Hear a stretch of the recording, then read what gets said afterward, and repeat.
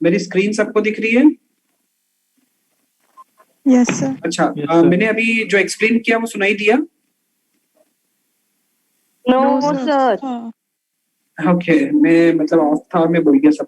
चलिए, आप मैंने अभी किसी ने मुझसे क्वेश्चन किया था कि सर जो आपने एंटिटी हमने टेबल में लास्ट टाइम जो भी मैंने एग्जांपल बताया होगा आपको, उसके अंदर हम क्या उसको स्ट्रॉन्ग एंटिटी बोल सकते हैं, ठीक है?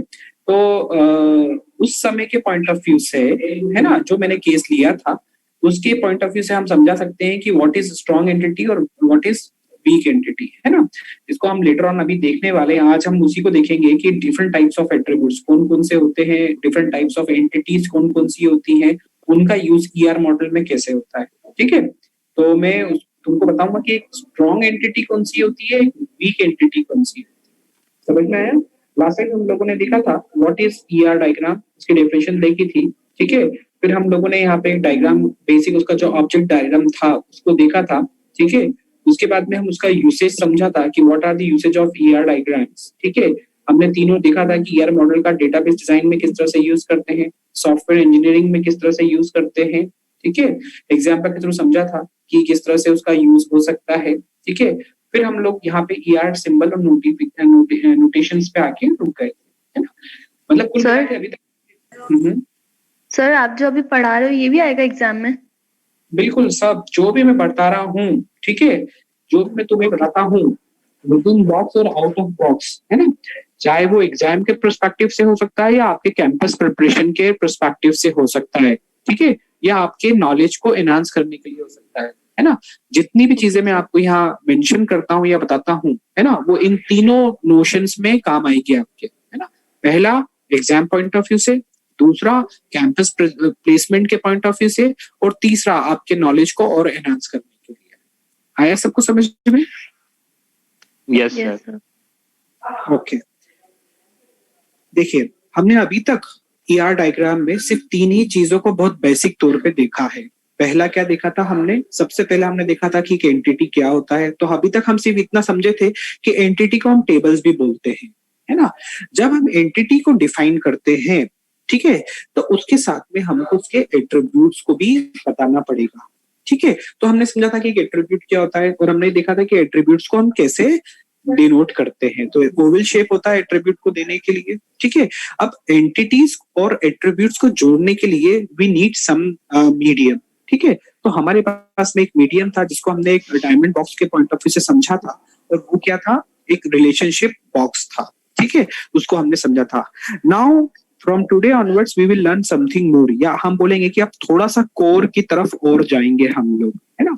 अब हम और क्लासिफिकेशन देखेंगे कि और क्या क्या चीजें हैं जो एक ईआर डायग्राम में हमेशा मेंशन होनी चाहिए।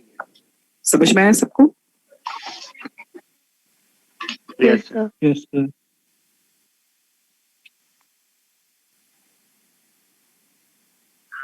हाँ, ये तो मैं बताऊंगा, ये भी बताऊंगा मैं कि एक वीक एंटिटी सेट क्या होता है, एक स्ट्रॉन्ग एंटिटी सेट क्या होता है, डिफरेंट टाइप्स ऑफ एट्रीब्यूट कौन से होते हैं, ठीक है, बताऊंगा, है ना। अभी तो केवल ये एक डायग्राम मेरे को दिख गया था, कहीं मैं कुछ पढ़ रहा था तो मेरे को दिख गया था, तो मुझे लगा कि हाँ आपके साथ शेयर कर लूं, ठीक है। तो वीक एंटिटी, देखो वीक एंटिटी को बताने का तरीका ये होता है कि डबल लाइन से हम उसको मेंशन करते हैं। मल्टी वैल्यूड एट्रीब्यूट्स को बताने का अपना एक तरीका होता है, उसको भी हम डबल लाइन से मेंशन करते हैं, ठीक है। वीक रिलेशनशिप या वीक एंटिटी से या वीक रिलेशनशिप को मैंने बताने का भी एक तरीका होता है। देखो उन तीनों को इसलिए मेंशन किया है कि उन सबके क्लासिफिकेशन दिखते। एंटिटी सिंगल से हम मेंशन करते हैं, सिंगल बॉक्स से। अगर वीक एंटिटी हो गया तो इससे, अगर स्ट्रॉन्ग एंटिटी हुआ तो उसको हम किस तरह से मेंशन करेंगे वो भी बताऊंगा आपको। मैं एट्रीब्यूट्स को भी दिखा दिया और रिलेशनशिप को भी बता दिया, ठीक है। There are three basic elements in ER diagram, है ना, जो अभी तक हमने डिस्कस किया है। कौन कौन से? एक था एंटिटी, दूसरा था एट्रीब्यूट और तीसरा था relationship. However, there are more elements which are based on main element, और इन्हीं मेन एलिमेंट्स के बेस पे कुछ और एलिमेंट्स हैं जो काम में आते हैं जब आप ईआर डायग्राम को बनाते हो, ठीक है। वो कौन से हो सकते हैं? They are weak entity, multi-value attribute and derived attributes, weak relationship and recursive relationship, है ना। ये कुछ और एट्रीब्यूट्स, ये बोल सकते हैं कुछ और एलिमेंट्स हैं जो एक अच्छा ER डायग्राम जो हमें अच्छी डेटाबेस की नॉलेज देने का काम करता है वो यूज कर सकते हैं। देखो बेसिकली ER में कर क्या रहे हैं, हम ER में क्या कर रहे हैं, हम ER में एक अच्छा डेटाबेस, स्ट्रॉन्ग डेटाबेस बनाने की कोशिश कर रहे हैं, ताकि क्या हो कि जब फ्यूचर में या रनिंग कंडीशन में अगर मेरे पास में कुछ डेटा को मैनेज करने के लिए कोई प्रॉब्लम्स हो तो मेरे टेबल्स उसको बहुत अच्छे से मैनेज कर ले, है ना। उसी को मैनेज करने के लिए उसके लिए ER डायग्राम में कुछ एलिमेंट्स मेंशन्ड है, तो हम उन एलिमेंट्स को अपनी रिक्वायरमेंट के बेस पे किस तरह से उसको मतलब यूज कर सकते हैं और उसका आउटपुट ले सकते हैं, वो चीज हमारे ER डायग्राम हमें बताता है। दूसरा क्या बोल रहा है, cardinality and ordinality are two notions used in ER diagrams to further define relationships। अब अभी तक हमने किस पे बात की, एलिमेंट्स पे बात की थी, ठीक है। अगर मुझे रिलेशनशिप्स को और अच्छे से मैनेज करना है टेबल्स में, क्योंकि देखो डेटाबेस के अंदर टेबल्स का जो रोल होता है वो बहुत इंपॉर्टेंट होता है ना, और उसके बीच में रिलेशनशिप्स का प्रॉपर सिंक्रोनाइजेशन होना भी बहुत जरूरी है। अगर प्रॉपर सिंक्रोनाइजेशन नहीं होगा तो मेरा डेटाबेस वीक रहेगा, ठीक है। और इसको मैनेज करने के लिए या रिलेशनशिप्स को मैनेज करने के लिए भी दो हमारे पास में एलिमेंट्स हैं जिनको हम बोलते हैं कार्डिनैलिटी एंड ऑर्डिनैलिटी, ठीक है, which are basically used to define relationships, ठीक है। आपको जब आपका प्लेसमेंट की कंपनी आएंगी तो आपसे पूछे जाएंगे कि आपने बेसिक एलिमेंट्स तो पढ़े हैं, क्या आपने कुछ रिलेशनशिप्स को डिफाइन करने के भी कुछ एलिमेंट्स या नोशंस पढ़े हैं क्या। तो आपको पता होना चाहिए कि yes sir we have learn that हम कार्डिनैलिटी का यूज करते हैं और ऑर्डिनैलिटी का यूज करते हैं ER डायग्राम में टू डिफाइन रिलेशनशिप्स, है ना। तो इस तरह के ऐसे ये बहुत इंपॉर्टेंट क्वेश्चंस हैं जो प्लेसमेंट के पॉइंट ऑफ व्यू से भी बहुत इंपॉर्टेंस रखते हैं। समझ में आया? Yes sir. Yes sir. Yes sir. है ना, समझ में आया। चलिए अब हम इसको शुरू से वापस पढ़ते हैं कि व्हाट इज एंटिटी, है ना। एंटिटी, अब हम एंटिटी को शुरू से लेके आखिर तक उसके बारे में पढ़ना चालू करें। अभी तक हम लोगों ने एंटिटी पढ़ा है, क्या है entity, can be a person, it can be a place, it can be an event और it can be an object that is relevant to a given system. Entity क्या होता है, अभी मैंने आपको बोला था entity is an table, entity is a table. अब मैं इसको बोल रहा हूँ entity is a real life object. एक एंटिटी क्या होता है, एक real time object, real life object होता है विच कैन रिप्रेजेंटेड ईदर, जो किस तरह रिप्रेजेंट हो सकता है, ईदर बाय अ पर्सन और अ प्लेस और इवेंट और an object. For example a school system may include student, teacher, courses, subject, fees and other items, है ना। ये सब हमारे पास में क्या हो सकता है, इट में इंक्लूड, एक स्कूल सिस्टम के अंदर हम इसको इंक्लूड कर सकते हैं। Entities are represented in ER diagram by a rectangle and named using single notions, ठीक है। दूसरा, एक वीक एंटिटी सेट क्या होता है, एंटिटी का अब हम क्लासिफिकेशन पढ़ रहे हैं। एंटिटी हमने समझ ली कि एक एंटिटी क्या हो सकता है, एक रियल सब्जेक्ट, एक क्या होता है रियल टाइम एक ऑब्जेक्ट हो सकता है, ठीक है। दूसरा अब एंटिटी, वीक एंटिटी क्या होगी, weak entity is an entity that depends on existence of another entity. बहुत इंपॉर्टेंट होता है जब प्लेसमेंट, आपका प्लेसमेंट में क्वेश्चन किया जाता है कि have you learn about entities, ठीक है। तो आप क्या करते हो, आप बोलते हो हाँ sir we have learn about entities, ठीक है। और एंटिटीज में आपसे पूछा जाता है कि what have you learn types of entities, तो हाँ sir I have learn type of entity, there are two types of entities, एक होता है वीक एंटिटी और दूसरा होता है स्ट्रॉन्ग एंटिटी। तो वो पूछता है कि एक वीक एंटिटी सेट क्या होता है, तो वीक एंटिटी सेट क्या होता है, एक वीक एंटिटी सेट वो होता है जो उस टेबल के अंदर अपने आप को डिफाइन करने के लिए किसी और कॉलम का या उसका यूज करता है ना, उसको हम लोग क्या बोलते हैं, एक वीक एंटिटी सेट बोलते हैं। समझ में आया ये? Yes sir. सर एक बार रिपीट कर दीजिए। देखो एक वीक एंटिटी क्या होता है, it is an entity that depends on existence of another entity. एक एंटिटी जो, देखो अब मैं यहाँ बात करता हूँ कि मेरे पास एक टेबल है T1 और एक टेबल है T2, ठीक है। अगर मैं T1 टेबल पे T1 टेबल की बात करूं, है ना, तो उस T1 टेबल के अंदर कुछ एट्रीब्यूट्स डिफाइंड है ना। अगर मुझे उस T1 टेबल के कुछ एट्रीब्यूट्स को पिक करना है और मैं पिक नहीं कर पा रहा हूं, अगर, और मेरे पास दूसरा केस क्या आ गया, अगर मैं T2 को T1 से जोड़ दूं, है ना, तो मैं T1 के डेटा को बहुत अच्छे से स्ट्रांगली पिक कर सकता हूं। तो इस तरह के केस को हम लोग क्या बोलते हैं कि T1 जो है टेबल एंटिटी, वो मेरा वीक एंटिटी है ना। मतलब उसके अंदर ऐसी एग्जिस्टेंस नहीं है कि मैं उसके डेटा को उसके टेबल के नेम से पिक कर सकूं। ठीक है, इस तरह के टेबल को हम लोग या एंटिटी को क्या बोलते हैं, वीक एंटिटी बोलते हैं। ठीक है, अब इस वीक एंटिटी को स्ट्रॉन्ग एंटिटी में कन्वर्ट करने के लिए हमें क्या लगता है, मतलब मेरा एक ऐसा टेबल जिसके टेबल के नेम से उसके मैं एट्रीब्यूट्स के उसके डेटा को पिक कर सकूं, वो मेरा स्ट्रॉन्ग एंटिटी सेट हो गया। जैसे आपका मास्टर टेबल हुआ, है ना, मास्टर टेबल आपका कैसा हो गया, एक स्ट्रॉन्ग एंटिटी सेट हो गया। ठीक है, इनवॉइस ऐसा टेबल है जिसके डेटा को मैं उसके टेबल के नेम से पिक नहीं कर सकता हूं, तो वो मेरा कैसा हो गया, वीक एंटिटी सेट हो गया। समझ में है? In more technical term, it can be defined as an entity that cannot be identified by its own attributes. देखो, जैसा भी मैंने समझाया है ना, और टेक्निकली उसने यही समझाने की कोशिश की, it can be defined as an entity that cannot be identified, ठीक है, that cannot be identified by its own attribute. Sir आपकी वॉइस नहीं आ रही। अब आ रही है मेरी वॉइस? Yes sir. Okay.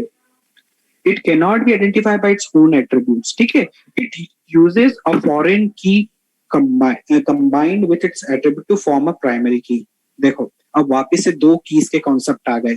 जब हम वीक एंटिटी की बात करते हैं और स्ट्रॉन्ग एंटिटी की बात करते हैं, है ना, तो उसमें क्या होता है कि दो चीजों का यूज हम लोग करते हैं, की कॉन्सेप्ट का यूज करते हैं, कंस्टेंट कॉन्सेप्ट का यूज करते हैं। कैसे करते हैं? जैसे अब मेरे पास T1 है, टेबल 1 है, उसके अंदर मेरे पास में स्टूडेंट नेम नंबर है, स्टूडेंट आईडी है और नेम है। ठीक है, एक मेरे पास टेबल 2 है जिसके अंदर मेरे पास स्टूडेंट नंबर है, स्कॉलर नंबर है और स्टूडेंट नेम है। ठीक है, अब ये देखो, T1 जो टेबल है ना, इस T1 टेबल में एक मेरे पास में प्राइमरी की है, वो कौन सी है, स्टूडेंट आईडी। स्टूडेंट आईडी जो है वो मेरी क्या है, प्राइमरी की है ना। अब मैं इस टेबल के डेटा को उस प्राइमरी की से पिक कर सकता हूं, है ना। अब दूसरे टेबल को देखो, दूसरे टेबल में मेरे पास में 3 कॉलम है। एक स्टूडेंट आईडी हो गया जो पहले T1 में भी है, दूसरा मेरे पास में स्टूडेंट स्कॉलर नंबर हो गया जो पहले टेबल में नहीं है, और स्टूडेंट नेम, है ना। तो यहाँ पे मेरे सर आपके स्क्रीन पे प्रैक्टिकली कर रहे हो क्या सर? नहीं, प्रैक्टिकली तो नहीं कर पाऊंगा अभी, है ना। नहीं, बोल ही रहे हो ना सर आप? हाँ। यस सर, वो शो नहीं हो रहा था इसलिए। शो नहीं हो रहा है मतलब? सर वीक एंटिटी की स्लाइड शो हो रही है, जो आप बोल रहे हो वो सिर्फ एज्यूम करने का बोल रहे हो या स्लाइड के थ्रू प्रेजेंट कर रहे हो? नहीं, मैं सिर्फ एज्यूम करने का बोल रहा हूँ। ओके सर, एज्यूम करने के लिए बोल रहे हैं। एग्जांपल, हम एग्जांपल के थ्रू समझने की कोशिश कर रहे हैं, वो यहाँ पे स्लाइड पे नहीं है ना। समझ में आया मैं क्या समझाने की कोशिश कर रहा हूँ आप लोग को? वो स्लाइड पे नहीं है, सिर्फ एग्जांपल के थ्रू हम समझने की कोशिश कर रहे हैं कि किस तरह से की या प्राइमरी की का कॉन्सेप्ट होता है, फॉरेन की का कॉन्सेप्ट होता है, और उसके बेस पे हम वीक एंटिटी और स्ट्रॉन्ग एंटिटी सेट को क्लासिफाई करते हैं। मेरा नोशन समझ में आया मैं क्या बताने की कोशिश कर रहा हूँ? मैं एक स्ट्रॉन्ग एंटिटी सेट और वीक एंटिटी सेट को डिफाइन करने की कोशिश कर रहा हूँ with the help of keys, है ना। हम स्ट्रॉन्ग एंटिटी और वीक एंटिटी को जब बताने की कोशिश करते हैं तो हमें उसको किसके थ्रू बता सकते हैं? हम की कंस्ट्रेंट्स के थ्रू ही समझा सकते हैं। ठीक है, तो उसके लिए मैंने प्राइमरी की और फॉरेन की का यूज किया है ना। जैसे क्या हुआ कि मैंने एक टेबल T1 लिया था, है ना। उस टेबल T1 के अंदर मैंने 2 कॉलम लिए, पहला कॉलम कौन सा लिया, मैंने एक स्टूडेंट आईडी लिया, दूसरा कॉलम मैंने क्या लिया, स्टूडेंट नेम लिया। पहला टेबल समझ में आया सबको? और इसके अंदर जो स्टूडेंट आईडी है वो मेरी प्राइमरी की है, जो मेरा कॉलम है वो मेरा प्राइमरी की कॉलम है। ये समझ में आया यहाँ तक? Yes sir. अब मेरे पास में दूसरा एक टेबल है, ठीक है। दूसरा टेबल मेरे पास कौन सा है, एक टेबल T2 है, ठीक है, जिसके अंदर 3 कॉलम है। कौन से 3 कॉलम है? पहले कॉलम, पहले का स्टूडेंट आईडी है जो मेरे पहले T1 में भी है ना, हमने भी बात की थी। दूसरा मेरे पास कॉलम जो है वो मेरा स्कॉलर आईडी है जो उसके अंदर नहीं है ना। तीसरा मेरे पास कॉलम है वापस स्टूडेंट नेम है ना। तो यहाँ पे ये 3 कॉलम हो गए, है ना। अब हमको ये देखना है कि जो पहला टेबल है उसमें केवल एक प्राइमरी की है ना। यहाँ पे देखा जाए तो मेरे पास यहाँ पे 2 प्राइमरी कीज हो गई है ना। पहली प्राइमरी की कौन सी हो गई है, मेरा स्टूडेंट आईडी हो गया, है ना, जो अपने आप। हाँ। और दूसरा हमारे पास में कौन सा हो गया, स्कॉलर आईडी, वो भी यूनिक है। देखो प्राइमरी की कौन सी की होती है, जो अपने आप में, हाँ, प्राइमरी की कौन सी होती है, वो जो जिसके पास यूनिक क्या हो, डेटा रखने की क्षमता हो। तो हम उस वाले कॉलम को क्या बनाते हैं, प्राइमरी की बनाते हैं। अब क्या ये पॉसिबल है कि एक टेबल में 2 प्राइमरी की हो सकती है? ऐसा पॉसिबल नहीं है कि हम एक टेबल में 2 प्राइमरी की डिफाइन नहीं कर सकते। और इसी करके हम लोग क्या करते हैं, फॉरेन की का कॉन्सेप्ट लेके आए, है ना। तो टेबल 2 में एक प्राइमरी की है और दूसरी फॉरेन की है। एक्सक्यूज मी सर, दूसरी फॉरेन की sir Mohit this side. Sir एक टेबल में 2 प्राइमरी की हो सकती है ना सर, किसी का रोल नंबर, और अगर वहां पे समझो सर कांटेक्ट नंबर का कॉलम हुआ तो। मैं यही आपको समझाने की कोशिश तो बट वो तो फॉरेन की जैसे ट्रीट होती है ना, अगर 2 प्राइमरी की हो तो। बिल्कुल सही है, आई मीन यूनिक हो तो। बिल्कुल सही है, यही मैं समझा रहा हूँ, पहले समझो, है ना। मैंने ये बोला है कि एक टेबल के अंदर एक प्राइमरी की है टेबल T1 में, लेकिन टेबल 2 के अंदर 2 प्राइमरी की दिख रही है ना। तो क्या ये फिजिबल होता है डेटाबेस मैनेजमेंट सिस्टम में कि किसी भी डेटाबेस टेबल में 2 प्राइमरी की हो? तो ऐसा संविधान में नहीं लिखा है कि आप किसी भी टेबल में 2 प्राइमरी की लिखो, बनाओ, है ना। तो जो सेकंड मेरी प्राइमरी की होती है वो क्या कहलाती है, फॉरेन की। फॉरेन की जो डेफिनेशन है वो यहां से निकल के आती है। किसी भी टेबल में 2 प्राइमरी की नहीं हो सकती है, और अगर है तो उनमें से एक फॉरेन की 100% होगी। समझ में आया? तो जो आप बोल रहे हो, जैसे इसमें स्टूडेंट आईडी जो है वो मेरा टेबल 2 में क्या है, फॉरेन की है, ना कि प्राइमरी की। प्राइमरी की तो यहाँ पे क्या है, स्कॉलर आईडी। समझ में आया? Yes sir. है ना। अब मोहित जो तुम बोल रहे थे कॉन्टैक्ट नंबर, है ना, कॉन्टैक्ट नंबर मैंने तुमको उस समय भी समझाया था। Contact number can not be your primary की अनटिल एंड अनलेस, है ना, हर बच्चे के पास केवल एक मोबाइल नंबर हो। अगर किसी भी बच्चे के पास में 2 मोबाइल नंबर हुए तो हम कॉन्टैक्ट नंबर कॉलम को कभी भी प्राइमरी की नहीं डिफाइन नहीं बनाएंगे। समझ में आया? Yes sir. ओके, तो समझ में आया आपको पूरा कॉन्सेप्ट कि एक प्राइमरी की और फॉरेन की क्या होती है, और हम स्ट्रॉन्ग और वीक एंटिटी सेट किसके बेस पे बनाते हैं? यस सर एक बार रिपीट कर दीजिए। सॉरी, वापस बोलो। हाँ, तो फॉरेन की का तो यूज बताया मैंने अभी। हाँ, मैंने यही तो बताया आपको। टेबल 2 के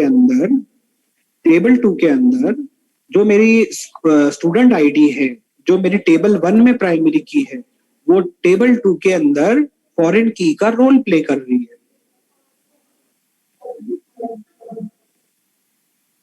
आया समझ में? Okay. An entity like order item is a good example for this. ठीक है, यहाँ पे उन्होंने एक एग्जाम्पल के थ्रू समझाने की कोशिश की,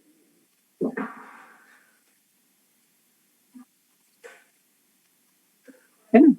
दूसरे के थ्रू हमने कोशिश करी है समझाने की। ठीक है, एक एग्जाम्पल ऑर्डर आइटम लिया है, will be a meaningless without an order, so it depends on existence of the order. देखो एक ऑर्डर आइटम जो होता है, एक कॉलम है मेरे पास में, एक एग्जांपल है, उसमें जो ऑर्डर आइटम है, ठीक है, तो वो मीनिंगलेस कब हो जाएगा? If it does not have any order, ठीक है। अगर उस कॉलम के अंदर कोई ऑर्डर नहीं हुआ तो वो मेरे लिए क्या हो जाएगा? मीनिंगलेस हो जाएगा। So it depends on the existing of the order. तो वो किस पर डिपेंड करता है कि उस कॉलम के अंदर, उस रो के अंदर, उस टपल के अंदर कोई ना कोई फील्ड तो होना जरूरी है, ठीक है। यहाँ पे मेरा स्क्रीन पे ऑर्डर है, ठीक है। और देखो मैंने उसके साथ में एक रिलेशनशिप बनाई है, और ऑर्डर आइटम। अब ऑर्डर आइटम हो भी सकता है और नहीं भी हो सकता है। अगर इस तरह का कोई केस दिखेगा तो मैं उस पर्टिकुलर एंटिटी को क्या बनाऊंगा? डबल रो से उसको मेंशन करूंगा और उसको बनाऊंगा वीक एंटिटी। समझ में आया? खैर,